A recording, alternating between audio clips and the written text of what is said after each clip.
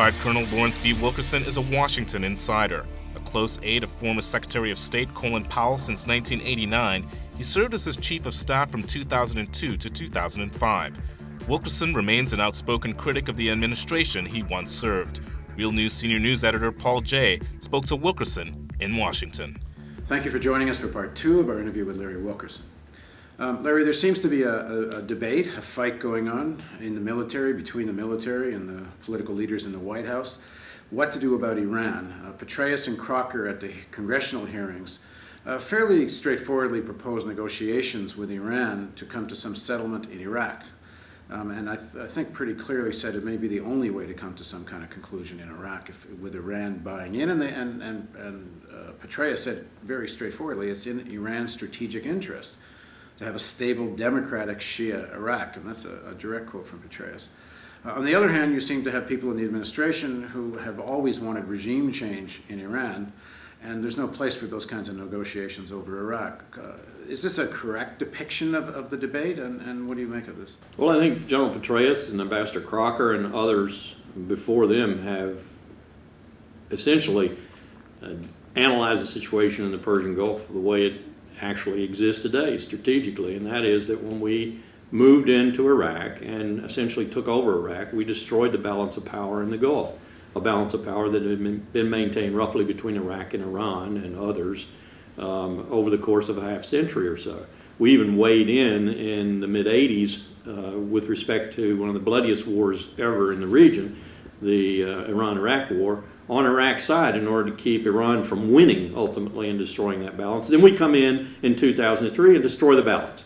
We are now sitting on that balance with 156 some odd thousand American troops in Iraq. David Petraeus and Ryan Crocker and others are simply recognizing the reality of the situation. For 26 years, we recognized, funded, fueled, shaped, and helped Iran be the hegemon of the Persian Gulf when it was under the Shah. Demographically, militarily, every way you want to measure hegemony, Iran is the dominant power in the Persian Gulf. Reality says that. Therefore, we've got to come to recognize that. We've got to deal with that and hope we can shape that to a responsible role in the Gulf and in the region, and a responsible role ultimately in the world. The only way you do that is through diplomacy. You don't do that by attacking Tehran or by bombing facilities in Iran. I think they're absolutely correct. We need to talk about the future of the Middle East, a stable Iraq, a stable and secure Iran, and eventually a stable and secure Middle East. Well, that means accepting Iran as a regional power, and certainly Cheney and his friends in Project for a New American Century, and the Committee on the Present Danger, which seems the latest formation of these guys, they seem fundamentally won't accept Iran as a regional power. So where does this lead us, especially when they're about perhaps to lose the White House? Well, I hope it leads us to a new regime headed by either the Democrat or the Republican candidate now running for the Oval Office.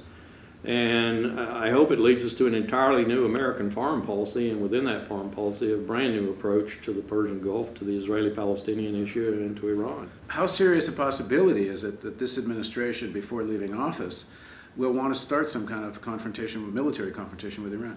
I've heard that, and it is a fear that I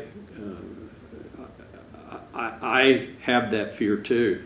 But I cannot believe, even though I do believe and reiterate that I believe this is one of the most, if not the most, incompetent administrations, leadership we've had in American history. I think historians will bear me out on that in the future. I still don't believe that they are that incompetent that they would start yet another war. We're talking about reinforcing what is every bit of strategic failure right now of huge consequences with regard to our operations in the Gulf. We failed on the Israeli-Palestinian issue. This president's going to make no progress on that. That's the central issue to our re-establishing some kind of bona fides in the region that are decent. We failed with regard to Iraq so far, although it looks like that may have a chance of turning around a bit now under the leadership of Petraeus and Crocker, but still the images of failure. To reinforce all of that failure with yet another bigger failure, using military force against Iran, is just preposterous in my mind. And I hope that that nature of failure would dissuade anyone, even a Dick Cheney, from opening a new front in the Middle East at this time. I hope that they abide by the decision I believe they made a year ago, which is to pass the problems they have now in the Middle East, which they know they haven't a clue how to handle, to the next administration. I think that was a significant decision the president made. And he then passed North Korea to Condi Rice so she could work on North Korea, so there might be some positive legacy, foreign policy-wise, for this administration. And that's it. And I hope that adheres all the way up to the day that Barack Obama or John McCain takes the oath of office and we have a new administration. The Vice President, you said earlier, truly believes this is a war with evil. If you believe you're in a war with evil, isn't anything acceptable? Well, the Vice President is no longer the President. I think after 4.5, 5, 6 years, President Bush figured out what his major problem was with regard to international relations, and that problem centered in the office of the Vice Presidency. I think that's the reason you see Dr. Rice moving out smartly without much interference from the Vice President with regard to North Korea.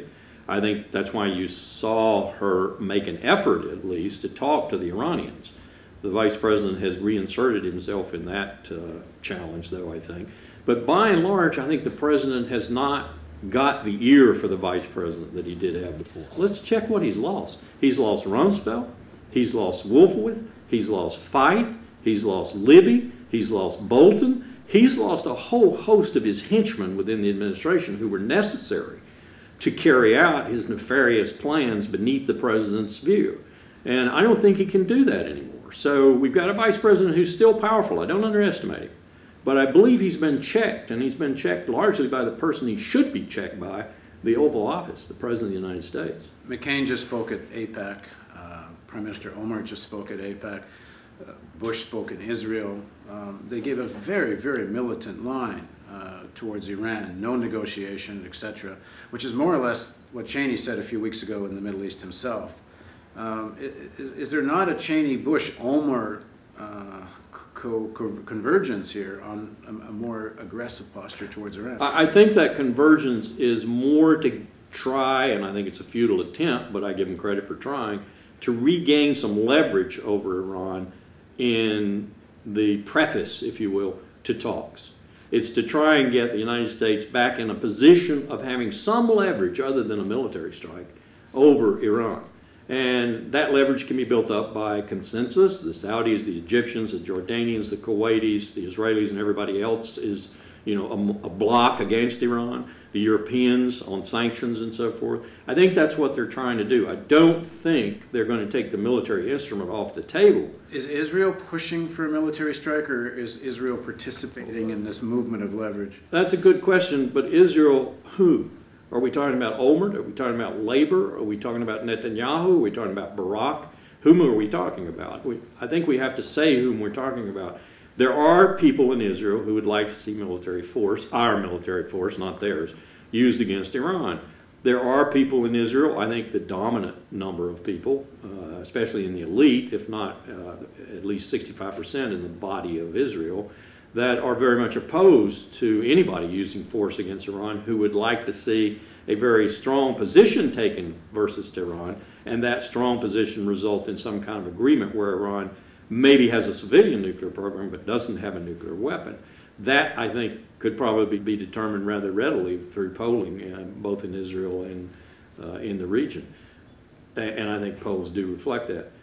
But to get to the heart of your question, is there someone in Israel who would be in favor of and indeed might use military force or encourage us to use military force to the point where we did, who might gain power? Yes, there is. And so I'm watching very carefully what happens with Olmert and the scandal-ridden government that he's got, or scandal-ridden Olmert, to see if he falls, and if he falls, who replaces him, and ultimately who replaces him if they have elections. This is a very important time for Israel politically.